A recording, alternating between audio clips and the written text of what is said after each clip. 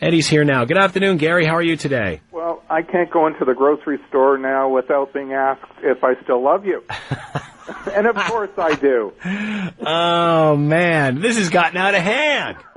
Hamilton, look out. We're going to have to write some sort of expose on this of what our true feelings are for each other in our future relationship. There you go.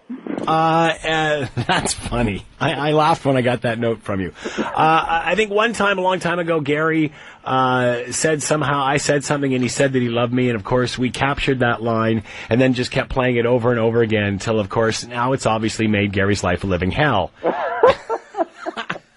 And a lady at the grocery store pointed out that she loved Gary, and there you go. Isn't radio a small world? There you go.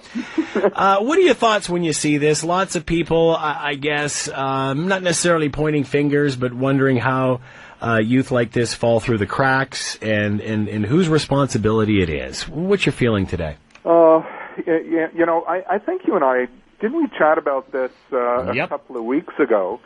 And I posted our online, our radio conversation to some of my social media, and it got very good reviews.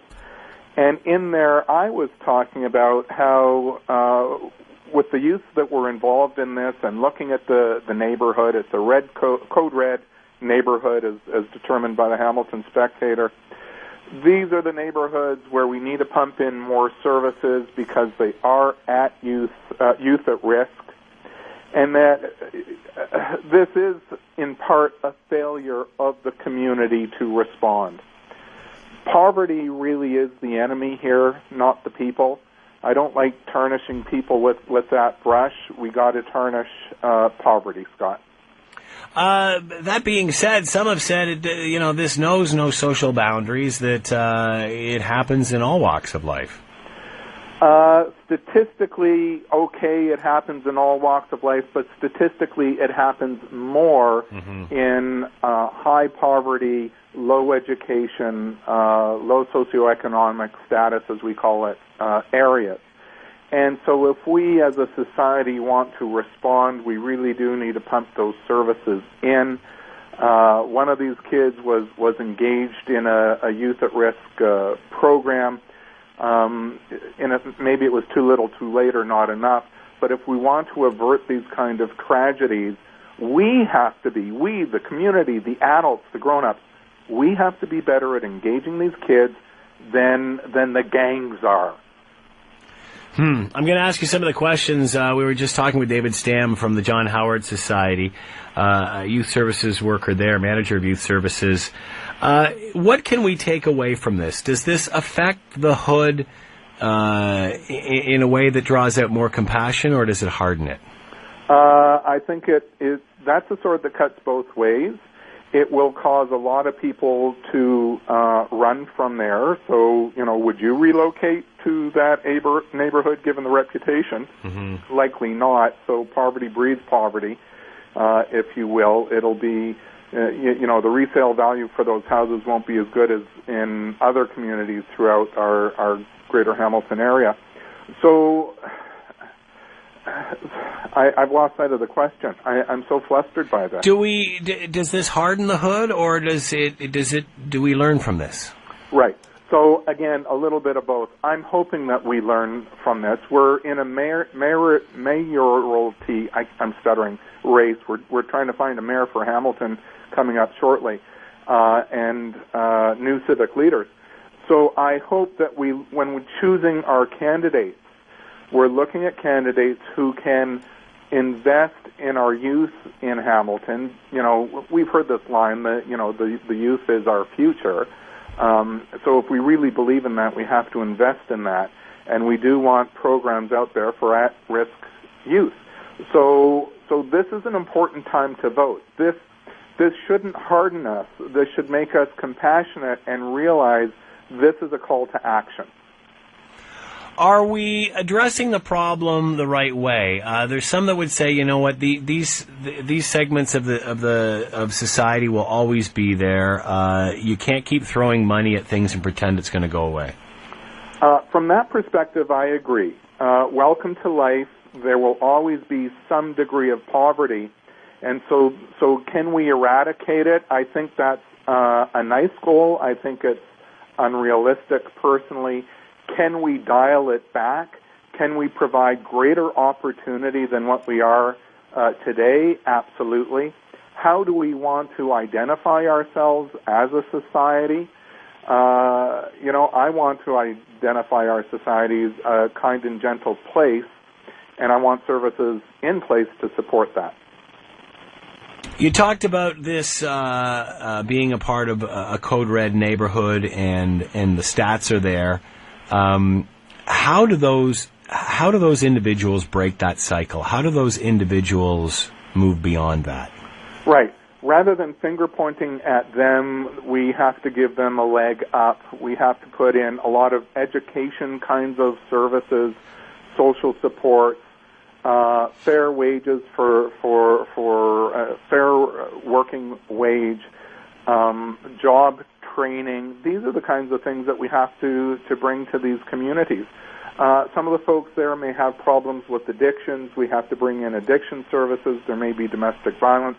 We have to pump in a lot of services to support and shore up these individuals so that they can gain the skills necessary to succeed themselves.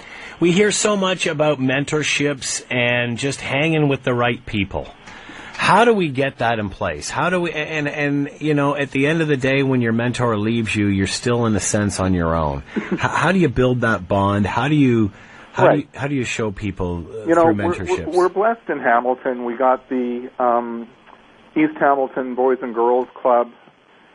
These are good places to look for mentors. We have Big Brothers, Big Sisters Association. These are places where we look for mentors.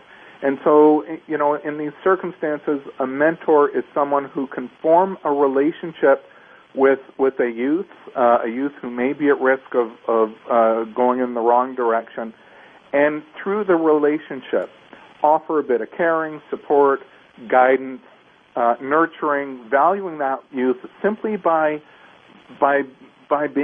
participating with that youth. And so, if we think as of the mentor as a bridge to adolescence or a bridge to adulthood. So we're not seeking to be there for the entirety of their life, but we're helping them bridge gaps at important developmental stages of their life. We're talking a lot about the youth themselves. What about the parents? What sort of support do they need? Because obviously, it starts somewhere. So, is it wrong to focus the support towards the youth? Perhaps should we focus it more towards the parents? Right. So the challenge is, how do we spread the support around, and who needs what, where, and when? So to support the parents, virtually everything I talked about is a support to the parents. A fair living wage is a support to the parents. Accessible daycare, so I can get out to work and have something in place before and after school for my children. That is a support to parents. We have early year centers throughout Hamilton. This is a place where parents can go with their young children in daycare settings. They have access to other services. They can learn from the workers there how to care for, manage, support their young children. These are support to parents that we have to continue to invest in. Are we looking too much for a quick fix or a silver bullet? Because really what you're talking about, Gary, is rejigging everything. Well, I don't know that it's rejigging everything, but it's certainly keeping our investments in these services ongoing. Let's not tinker with them. Very often these services are the poor cousin next to criminal justice systems. Building bigger and better jails, warehousing people behind bars does nothing to facilitate the kind of skill development these people are going to need in society. So when we look at that as an alternative, it doesn't work. It just doesn't work. So we have to invest in our communities. How do you change the mind of a young person when it seems that all of his friends are this way? Yeah, that's an excellent question. I don't concern myself about changing anyone's mind, quite frankly. I concern myself about giving them alternate experiences. So in lieu of hanging out on the street or the mall or a gang, if I can engage you in a game of basketball, some other recreational activity, or maybe an artistic activity, maybe it's music, maybe it's dance, that is time away from getting in trouble, and typically under the supervision of somebody who is helping you with some form of skill development. As you are engaged in that, then you are learning over time, and you're enjoying yourself. This is wholesome, healthy activity. This is how we need to think about helping folks. You bring up a valid point, because at the end of the day, a lot of these kids are just kids. So they're not thinking that far ahead. They're just trying to be a kid and enjoy their life from day to day. Do you think having fun and enjoying life is a big part of this process of moving them forward? Yes, it is. People don't realize how therapeutic, how preventative having fun, and I'm talking about wholesome, reasonable, structured fun at a rec center, at a sports camp, at a arts center. This expands the child's mind. It gets them away from the drugs, the alcohol, domestic issues, bad influences, and it builds their sense of value and worth and skills and social capital in that youth. This is the direction we got to go. What about the community, investing into the community, and having pride in the community, and that it, creating a sense that it's part of them and something to be proud of, and something to change if needed? Yeah, absolutely. So the degree to which we get that community buy-in, and you know what, I think Hamilton communities have shown that when we are willing, when the larger community is willing to invest in the at-risk communities, the at-risk communities typically step up and say, thank you very much. They want to participate. They want to be active in the process so that they have some ownership. They're the experts at what's going on around their homes and can direct how best to be helpful to them. So this is all good when we do that. So if there's anybody from that community listening, or those who feel who they may be getting caught up in this, or, I even hate to stereotype by saying community, anybody, what advice would you have for them? What's the first step? The degree to which you need help, please get help. Children's aid societies get slammed a lot in the media. Truth of the matter is, they are just a fabulous resource. You don't have to have a huge problem in order to get help from them. You can phone them up and say, I just don't know where to go to get X, Y, and Z to engage my child. That's one. The Boys and Girls Club of Hamilton. If you don't know where to go, how to engage your kid in a rec center, phone them, ask them. Call up any of your local recreational facilities. If you are worried about your child getting in trouble with the law, go to the school system, see if they have youth officers assigned to the school, chat with them. Throughout, all of us only want your children, everyone's children, to do well. That's the bottom line. We're not out to hurt you. We're not out to bring harm. We want your kids to do well. Please avail yourself of our community resources. Are we waiting for someone else to do this for us?